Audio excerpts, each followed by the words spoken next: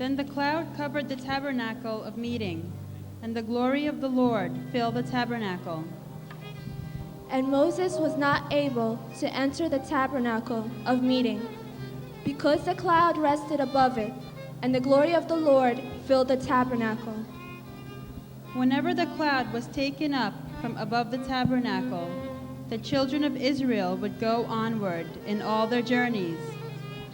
But if the cloud was not taken up, then they did not journey till the day that it was taken up.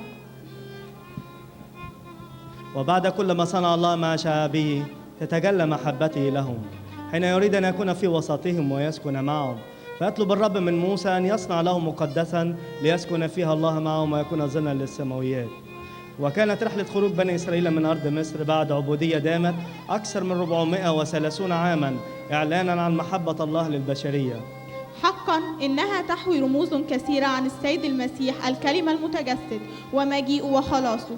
إن رحلة بني إسرائيل في العهد القديم تعبر عن كنيستنا في العهد الجديد المقاومة لكل حروب روحية حتى يملك علينا، فإنه مسيحنا فوق الزمان.